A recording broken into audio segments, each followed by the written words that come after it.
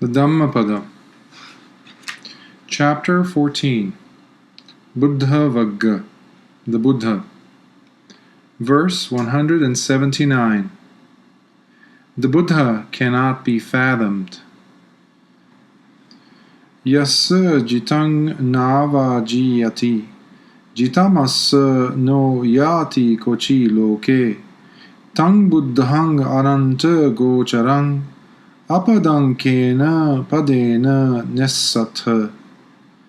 Whose conquest of passion is not turned into defeat, not conquered passion of his in this world follows him.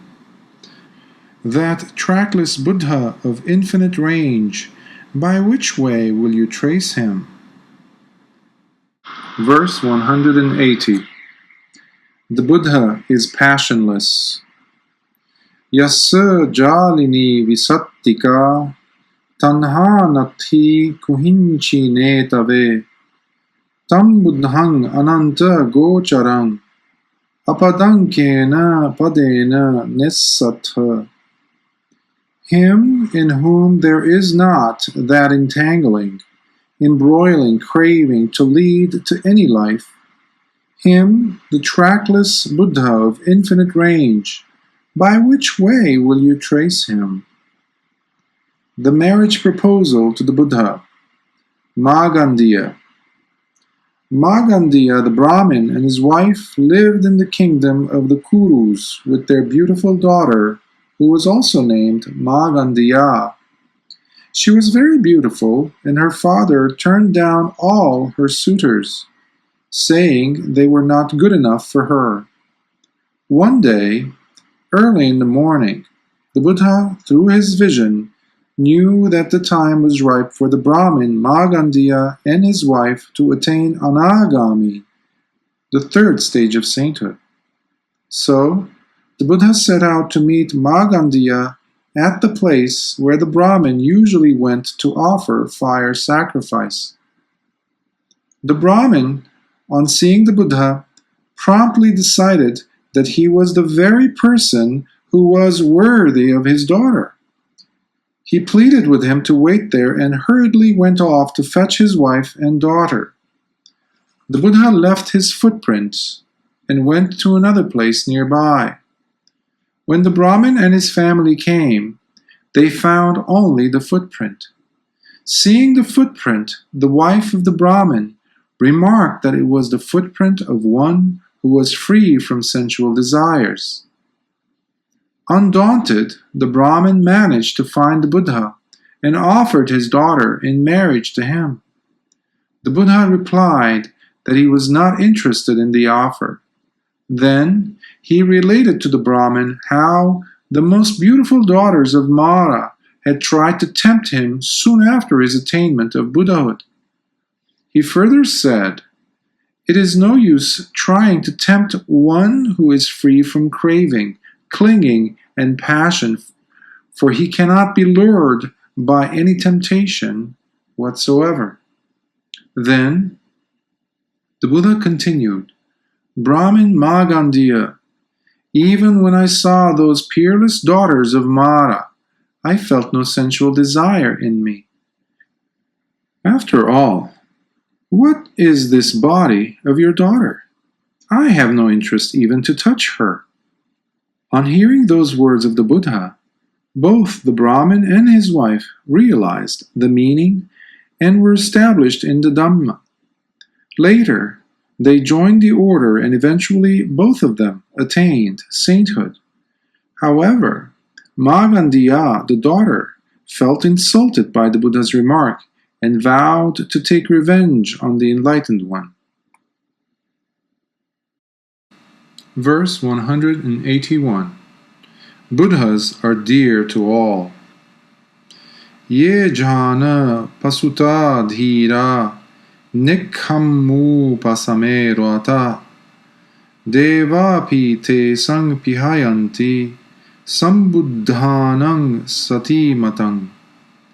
The wise ones who are intent on meditation, who delight in the peace of renunciation, in Nibbana, Such mindful, perfect Buddhas even the gods hold most dear. The Buddha's return from the Tavatimsa Devaloka. On the occasion, while at Savatthi, the Buddha performed a twin miracle in response to the challenge of the ascetics of other religions. After this, the Buddha went to the Tavatimsa Deva world to preach the Abhidhamma for 3 months. His mother, who had been reborn in the Tushita Deva world, went to the Tavatimsa Deva world for the purpose of hearing the Abhidhamma. As a result of listening to the Enlightened One, his mother Deva attained the first stage of sainthood, and so did numerous other Devas and Brahmas. During that period, Venerable Sariputta spent the Vassa at Savatthi. During his stay there, the Buddha instructed him to expound the Abhidhamma to those bhikkhus staying with him. Sariputta covered the whole Abhidhamma course by the end of the Vassa. Towards the end of the Vassa, Venerable Mahamoggallana went to the Tavatimsa Deva world to see the Buddha, who informed him that he would return to the human world on the full moon day at the end of the Vassa, to the city of Sankassa, where Venerable Sariputta was spending the Vassa. On the night of the full moon day of the month of Asayuja, which falls on October-November, the Buddha, with the 6 colored rays shining forth from his body, returned to the city of Sankassa. A large retinue of Devas and Brahmas accompanied the Buddha, while a large congregation headed by Venerable Sariputta received him. The congregation was awed by the grandeur and glory of the whole scene of the Buddha's return. Sariputta paid his homage and exclaimed, "Venerable Sir, we have never seen or even imagined such magnificent and resplendent glory. Indeed, Venerable Sir, you are loved and respected alike by Devas, Brahmas, and men." The Buddha replied, "My son Sariputta, the Buddhas who are endowed with unique qualities are truly loved by men and Devas alike." Verse 182. The good are rare. Kicho manussa patilabho, kichang machana jivitang, kichang saddhamma savanang, kicho buddhanang uppado. Rare is birth as a human being. Hard is the life of mortals. Hard is the hearing of the sublime truth. Rare is the appearance of the Buddhas. The king of Nagas and his daughter, Irakapatta. Once there was a Naga king by the name of Irakapatta. In one of his past existences, he had been a bhikkhu during the time of Kassapa Buddha. But because of his continuous and irrational regret over a misdeed he had committed, he was reborn as a Naga. Irakapatta had a very beautiful daughter.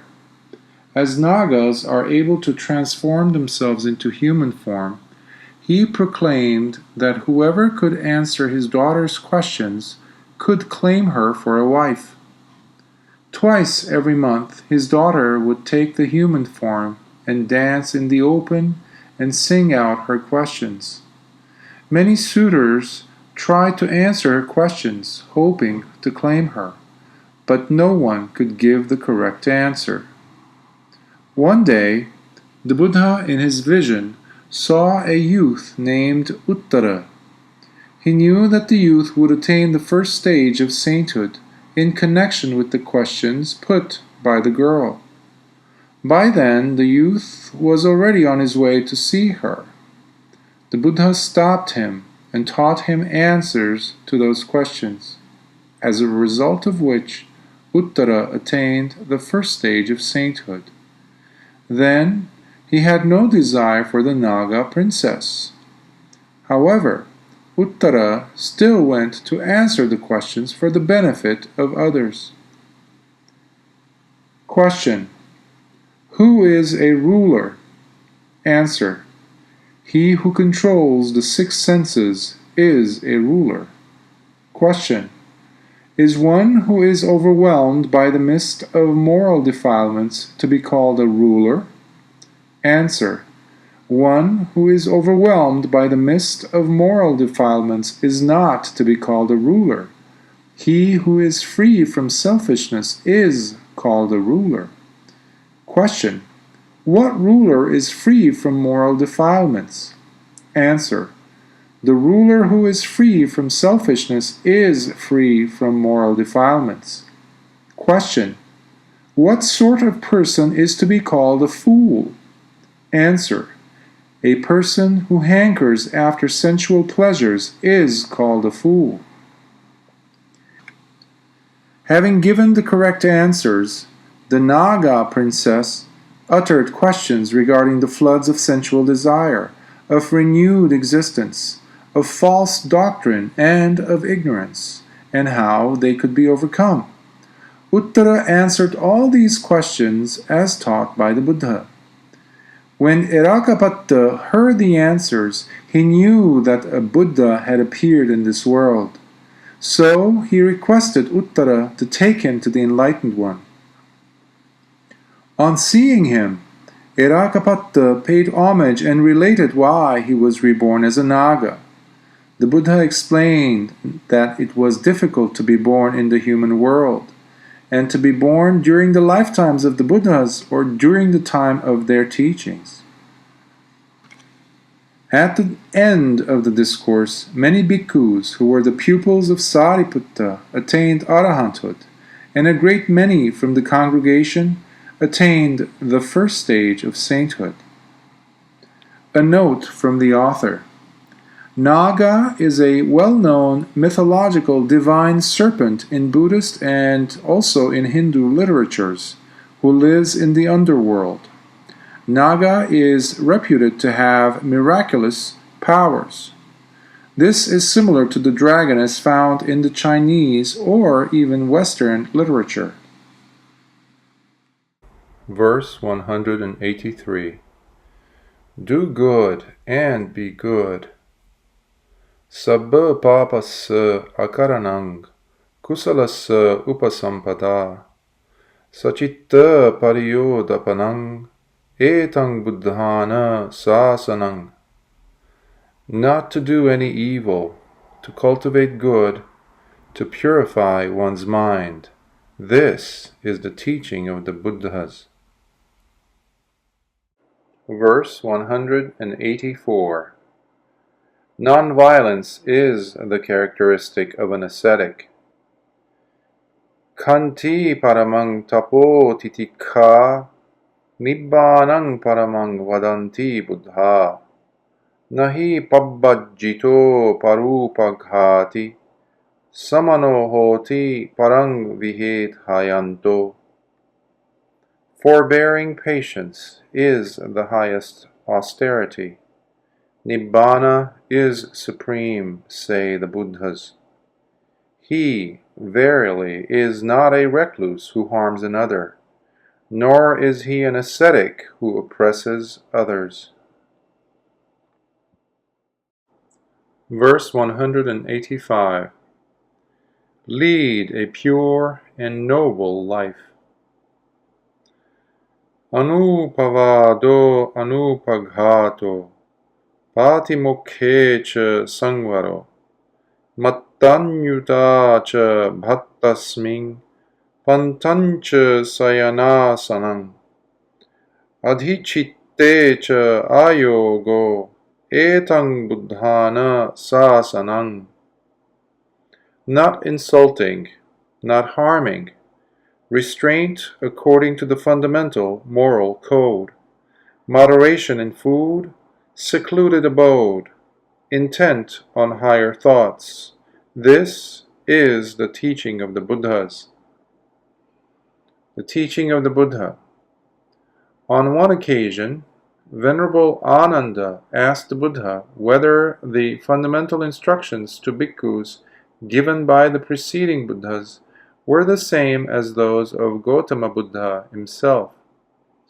The Buddha explained that the instructions given by all the Buddhas were the same.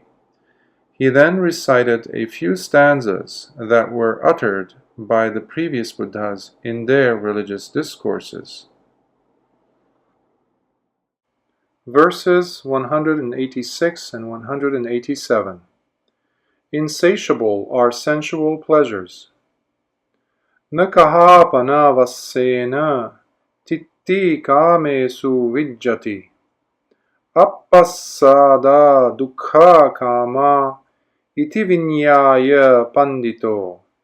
Apidippesu kamesu ratingso nadhi gacchati.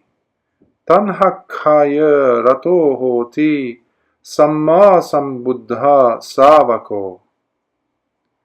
Not by a shower of gold coins does contentment arise in sensual pleasures. Of little sweetness and painful are sensual pleasures. Knowing thus, the wise man finds no delight even in heavenly pleasures. The disciple of the fully enlightened one delights in the destruction of craving. A discontented young bhikkhu. Once, there was a young bhikkhu at the Jetavana monastery. One day, his teacher sent him to another monastery to study the Dhamma. While he was away, his father became seriously ill and died without seeing him. But his father had left some money for him with his youngest brother. On his return, his youngest brother told him about their father's death and about the cash left to him. At first, he said that he had no need of the money. Later, however, he thought that it might be better to return to lay life, and as a result, he became unhappy with the life of a bhikkhu. Gradually, he began to lose interest in his life and began to lose weight. So other bhikkhus persuaded him to seek the advice of the enlightened one. The discontented young bhikkhu told the Buddha that with the money left to him, he would be able to lead a comfortable life as a householder. The Buddha then advised him that for human beings there could never be enough, not even for universal monarchs, with all their wealth and treasures. The Buddha then related the story of Mandhatu, the universal monarch who enjoyed the glory of the Devas, both in the Chatumaharajika and Tavatimsa realms for a long time. After spending a long time in Tavatimsa, one day Mandhatu wished that he were the sole ruler of Tavatimsa, instead of sharing it with Sakka, the king of the gods. But this time, his wish could not be fulfilled, and instantly he became old and decrepit and died soon after. Devas are extremely fragile beings who can be easily destroyed when they succumb to any strong emotionally upsetting passion. After the admonition, the bhikkhu decided to remain in the holy order and worked diligently for his emancipation. Verses 188 and 189. Don't seek refuge elsewhere. Bahum ve saranang yanti, pabbatani vanani cha, arama rukha chetyani, manussa bhaya tajjita. When threatened with danger, men go to many a refuge, to hills, woods, groves, trees, and shrines. Netang ho saranang hemang, netang saranang uttamang, netang saranang agamma, sabba dukkha pamucchati. But such a refuge is not a safe refuge, not the best refuge. One is not liberated from all evil consequences of existence for having come to such a refuge. Verses 190, 191, and 192. Seek refuge in the Buddha, Dhamma, and Sangha.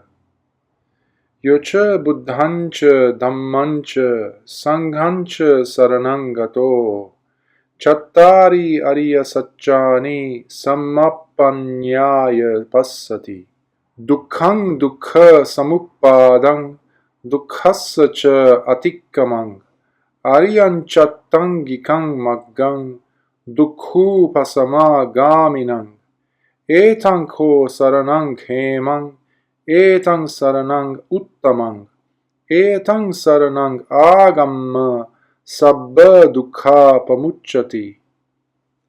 He who has gone for refuge to the Buddha, the Dhamma, and the Sangha sees with right knowledge the Four Noble Truths: sorrow, the cause of sorrow or suffering, the transcending of sorrow, and the Noble Eightfold Path which leads to the cessation of sorrow or suffering. This indeed is refuge, secure. This indeed is refuge supreme. By seeking such refuge, one is released from all sorrow. Seek refuge in the Triple Gem. Aggidatta. Aggidatta was the head priest during the time of King Mahakosala, father of King Pasenadi. After the death of King Mahakosala, Aggidatta gave away his property and left home to become an ascetic. He lived with his followers in a place near the border of the three kingdoms of Anga, Magadha, and Kuru, not far from the dwelling place of a powerful Naga. To his followers and the people of these three kingdoms, Aggidatta used to exhort, "Pay homage to forests, mountains, parks, and gardens, and trees. By doing so, you will be liberated from all ills of life." One day, the Buddha saw Aggidatta and his followers in his vision, and knew that the time was ripe for them to attain arahanthood. So, the Buddha sent Venerable Moggallana to expound the Dhamma to Aggidatta and his followers, and said that he himself would follow afterwards. Venerable Mahamoggallana went there and inquired whether he could spend the night at their place. At first they refused, but finally they directed him to the dwelling place of the Naga. The Naga was very antagonistic to Venerable Mahamoggallana, and there followed a duel between the Naga and the chief disciple. However, in the end, the Naga was subdued. He coiled himself and raised his head, spreading it out like an umbrella over Venerable Mahamoggallana, thus showing respect for him. Early in the morning, Aggidatta and his followers came to find out the fate of Venerable Mahamoggallana. When they found that the Naga had been tamed and was meekly holding his head like an umbrella over him, they were very much astounded and paid their respects.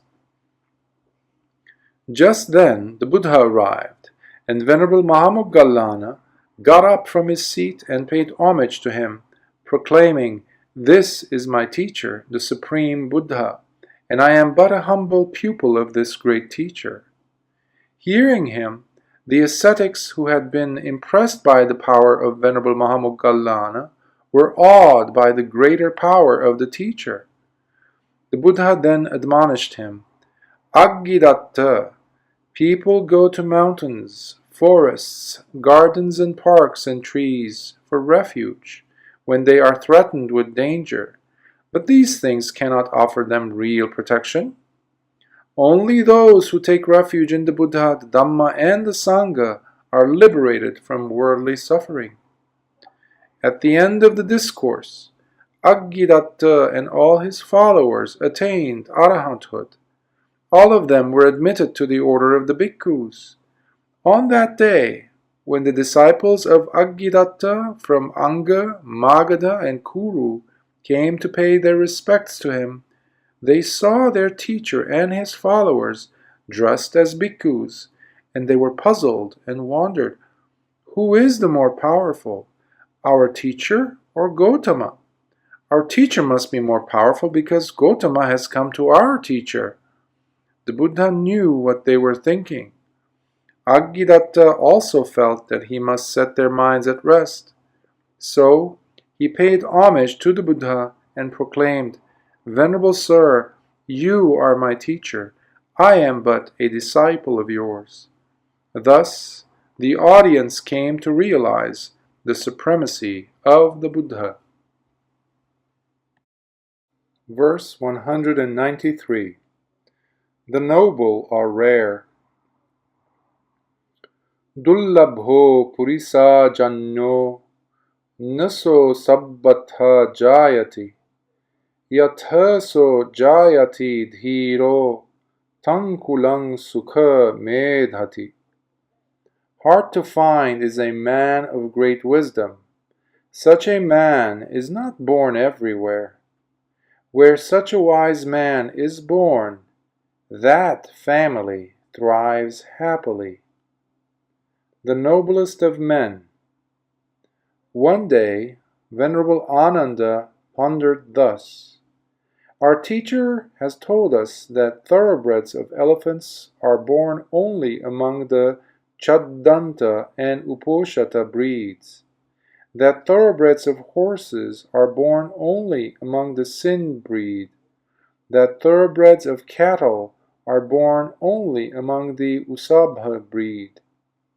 Thus, he had talked to us only about the thoroughbreds of elephants, horses, and cattle, but not of the noblest of men, or the Purisajanyo. After reflecting thus, Ananda went to the Buddha and put to him the question of the noblest of men. The Buddha replied, Ananda, the noblest of men are not born in any particular family. However, when a noble man is born in a family, that family thrives happily. Verse 194. The most happy occurrences.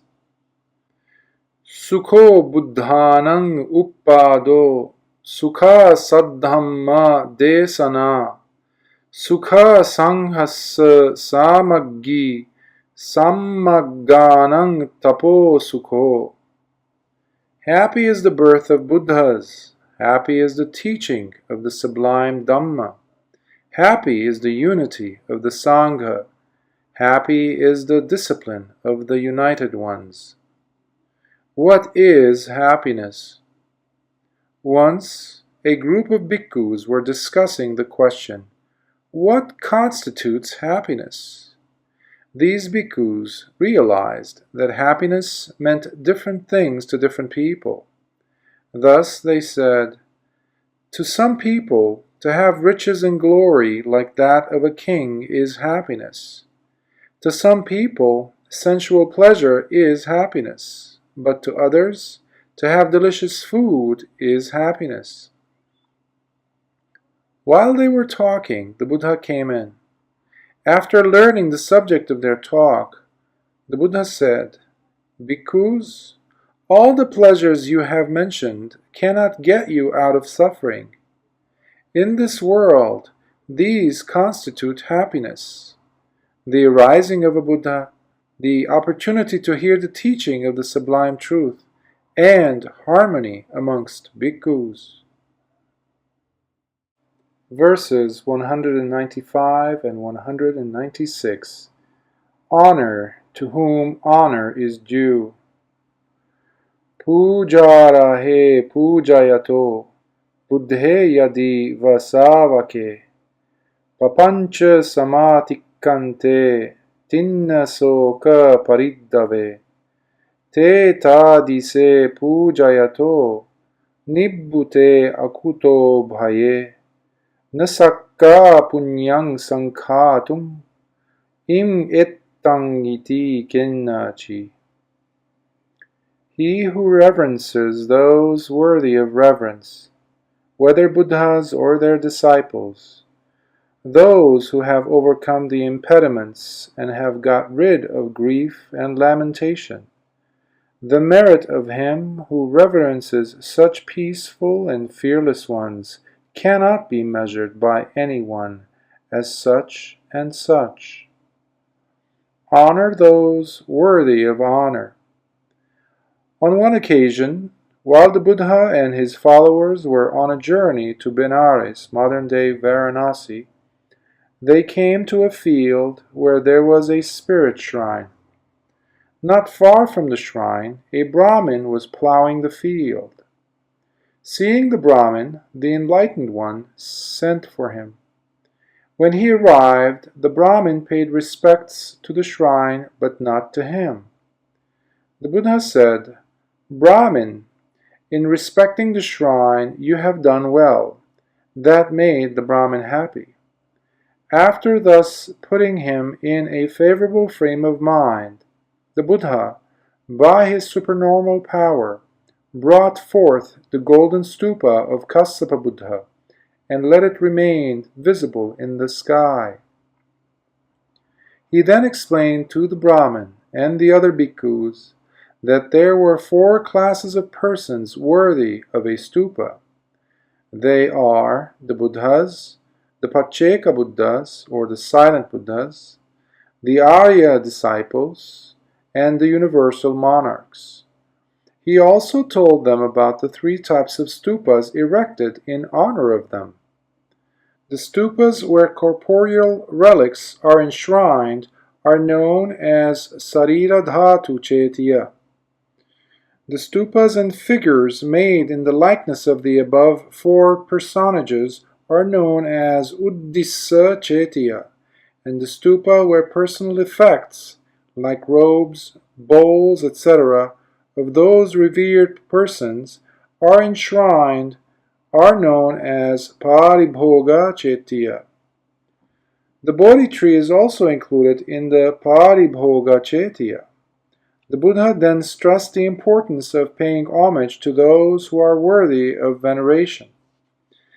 At the end of the discourse, the Brahmin attained the first stage of sainthood.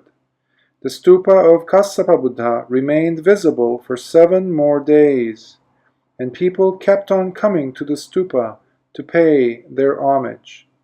At the end of 7 days, the stupa disappeared. It was replaced with a big stone stupa.